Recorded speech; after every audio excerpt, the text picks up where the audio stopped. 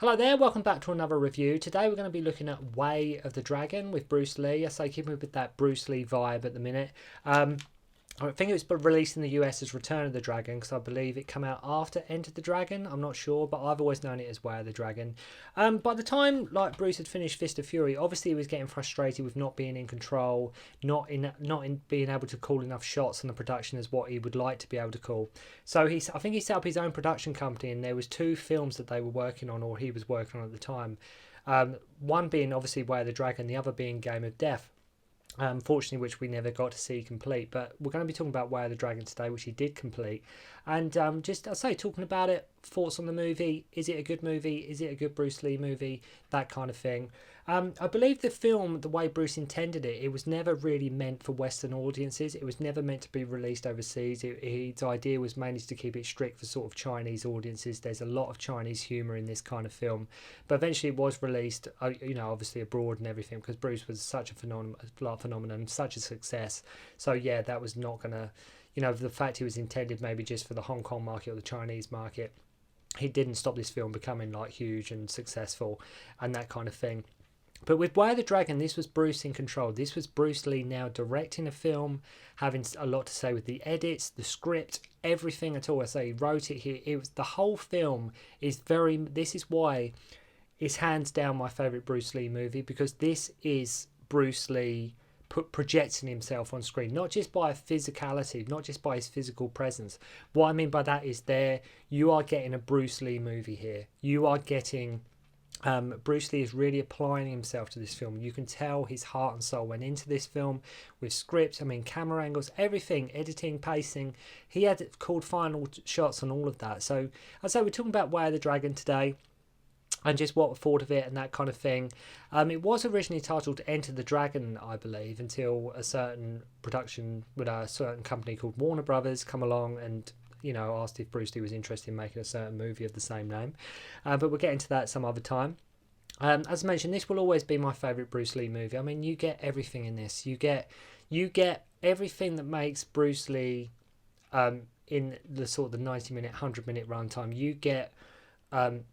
You look at the difference between this, say, and Big Boss, and just the way it is, and how comfortable Bruce is on camera, and everything about it. It just screams just the Bruce Lee movie.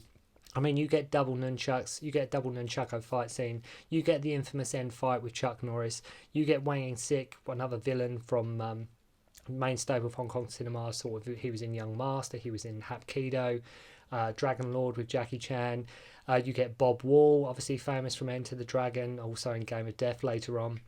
You get comedy, etc. I believe this is the film that has the most amount of the real Bruce Lee on screen as well as behind the screen, just on camera, if that makes sense. I believe there is a real essence of Bruce Lee throughout this whole film. As I say, not just him being physically on camera, but just you can tell it is the Bruce Lee vehicle. He is in control. It is a Bruce Lee film. So yeah, without me sort of sucking up to this film too much, because obviously, as I say, it is my favourite, just give you a rundown of the plot if you've never seen it before. Basically, the film is set in Rome. So again, Bruce Lee looking for different places rather than it just being sort of set in, China or Hong Kong. I know Big Boss was set in Thailand, but let's choose somewhere different. Let's choose somewhere exotic. Let's choose somewhere where sort of local audiences maybe not have seen on camera that much before. So it'll just add a bit of, like I say, just an exotic location to just something different on screen and that kind of thing. So basically, his family have a restaurant in Rome. And they'll get in trouble from the local crime syndicate. Why these guys are so obsessed with just this one restaurant, I don't, who knows? But at the same time, who cares, right? It's just a plot device. They basically, Tang Leung, Bruce Lee's character, has come along, sent by his uncle to sort of help out. He's sort of trying to sort of rectify the situation because the uncle couldn't make it, so they sent Bruce's character Tang Leung instead. And in this film, with Big Boss, he was sort of the naive sort of country throughout the country type. Here he's very much sort of the country bumpkin type. He's very much different from his Fist of Fury character to what we had the year previous. Lot more comedy elements in this, a lot more funny stuff going on. Bruce Lee showing his sense of humour, that he isn't just a one-dimensional, angry, violent, I just want to just beat you up kind of guy. You know, just Bruce Lee showing a different side to him, a more comedic side to him, which really does work with the film. I think that makes it work so much because his family, when they get there, they don't have a lot of confidence in him. They totally underestimate everything about him. It's not like sort of Fist of Fury where like they sort of everybody knows he can fight. Big Boss, you're just waiting for that moment. In Way of the Dragon still has that element, but like they have no confidence in him at all in this film. They think, oh, why have they sent you? What help are you going to be? You know, what good are you going to be against them gangsters and them goons? But they do again keep you waiting, as mentioned, like with Big Boss. They do keep Bruce does keep the suspense going. He does a few little flourishes and a few little moves in the first 20-30 minutes or so, but he does keep you on the edge of the seat in regards to when the action's concerned. But going back to the plot device, I mean, a similar thing you could even look, you know, with the sort of the idea of the restaurant being trashed by gangsters and being you know, it's very similar in like Rumble in the Bronx with Jackie Chan, directed by Stanley Tong. Borrows that same sort of element from Way of the Dragon. A guy goes to a different country from where he's from. He knows martial arts. He's gone there to help and that kind of thing. So Rumble in the Bronx is very much sort of Jackie Chan's Way of the Dragon. I've always sort of looked at it like that because like I say, I have such fondness for this movie. Really do. It's the one. I mean, I love all the Bruce Lee movies, but Way of the Dragon for me is the one, if I could just take one with me, it would be Way of the Dragon. Like I say, much like The Big Boss, the film keeps the audience in anticipation, waiting for that first real fight sequence and a chance to get Bruce doing his stuff, doing his thing on camera, which we've all, you know, we want to see more and we can't wait to see more of. And there's a really annoying bit that when he's about to demonstrate, the guys that work at the restaurant, they're like, okay, so show us some stuff. Let's see what you're made of. And they go into the back with all the pads and everything. Right, okay, Bruce Lee gets into his stance. You're about to see Bruce like just flex his muscles, kick some bags and do something. And then the uncle comes out and says, hey, we got some customers, you know, come in and help. And you're like, oh no, you know, you're thinking, oh, he was just about to do it. But it just ramps it up even more because you're just waiting for that moment when you just get to see Bruce just beat people up.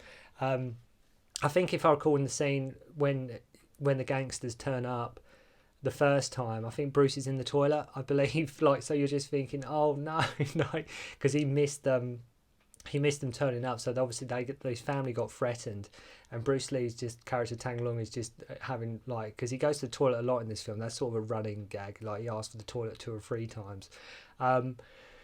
So yeah, he misses it, and you're thinking, oh, I just want to. You're waiting for him to do something. There's a little bit, like I say, little bits at the start where he's in front of the mirror and he's doing some kicks and he's doing like sort of some quick punches and things like that. But you don't really see much until like quite a bit into the movie.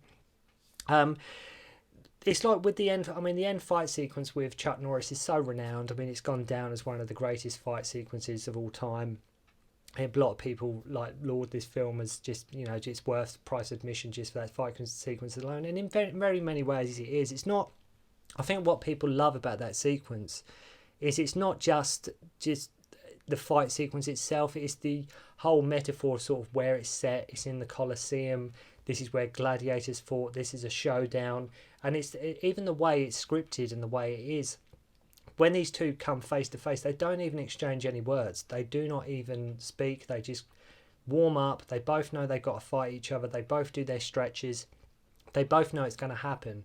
So there's that respect there amongst a fellow warrior against another warrior, which is, again, it goes quite deep sometimes. Like I say, if you look at it in a certain context, that scene is quite deep. Even when Bruce finishes off Chuck, he pays his respect to him. You know, he doesn't just walk away, I've killed another bad guy. You know, he's mournful for this guy because he was a fellow warrior like himself. He was a fellow fighter. He was a martial artist. He was somebody who he respected.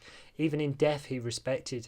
Like, he didn't want to kill him, but it was just the circumstances that they were both in, knowing they couldn't get out of it. And I think that's why that end fight sequence just resonates, and that adds, you know, it appeals to so many people because it works on many different levels, that end fight sequence. I do believe, on a little side note, I don't think Chuck Norris was Bruce Lee's first choice. I think that went to martial artist Joe Louis. I don't think Joe Louis wanted to do it for some reason or another, so it went to Chuck Norris in the end. Like I said, there's some fantastic comedy in this film. I mean, for example, even at the start, Bruce Lee hungry and ordering loads of soup by mistake. the guy walking in when Bruce is on the toilet, and the way Bruce is sitting on the toilet funny. One of the thugs classic scene I like is where he's sending henchman after henchman in front of, because Bruce Lee's basically beating them all up during the double nunchaka sequence, and he keeps on saying get him, like sending one after the other in front of him, until it's basically just him left, just him remaining. He keeps on sending two in, then he sends another one in, and it's like, right, we just cannot take this guy down. And another, I mean, again, like I said in the previous video, nunchucks were not available in the UK. I mean, you couldn't watch a film. The Bruce Lees were cut quite horrifically. A lot of the good stuff was cut up, especially the nunchaka sequences. So, you know, I had to get sort of bootleg on pirate, that kind of thing. But when the goons come out and he pulls out his nunchucks, and you're thinking, oh, great, nunchaka sequence. Then some more comes out, and then he pulls out another nunchuck, and you're just like, oh my god, that is so friggin' awesome! Like double nunchucks, it's just incredible. You know, it's just really is. I mean, even the end fight sequence with Bob Wall, it's although sort of brief, the speed at which he's kicking and punching Bob Wall in one of them shots when it sort of pans around the characters. Absolutely amazing speed. It's just, and it as I say, the sad fact is the nunchucks, the double nunchaka sequence, it was lost on the majority of people in the UK. Like we didn't know about the double nunchuck. I mean, we knew of it, but it wasn't allowed sort of in pressings and releases that we got of the film. I used to get my VHSs like from Chinatown, like Soho area. That's how I managed to get my hands on sort of an uncut Way of the Dragon, that kind of thing. So I sort of used to poke my head around there. But yeah, it just Way of the Dragon, there's so much to it. As I say, you got Chuck Norris, Bob Wall, Wayne Sit, again, just Bruce Lee looking for different villains he can use, not just going for his stereotypical A-type sort of villain, just looking at different people he can go against, looking at different people he can show his Jeet Kune Do style to, that kind of thing. And just the overall film itself, although maybe deemed as a bit silly, I mean, it really is, like I say, in essence, the most Bruce Lee film there is. I believe that is. I believe Game of Death would have been that as well, but even in the short remaining like 40 minutes or so of footage that exists for Game of Death, I believe there is more Bruce Lee in them 40 minutes than there is in the whole of Big Boss, because I think you're just getting the true Bruce Lee. I think you're getting him showing what he wants to show, the essence of him, the physicality of him, everything. So Way of the Dragon to me will always be my favourite Bruce Lee movie. I'd love to hear if anybody else's it's your favourite as well. And although, like I say, Bruce's career was cut too short, this is the film for me that had the most Bruce in. Like I say, whether in essence or the kung fu or the physicality, this was to me like just Bruce Lee as a person on film, taking control and just showing what he can do. And I'd love to have seen, you know, obviously where he would have gone after Enter the Dragon, and if he'd got to finish Game of Death. But anyway, check out Way of the Dragon. Enjoy.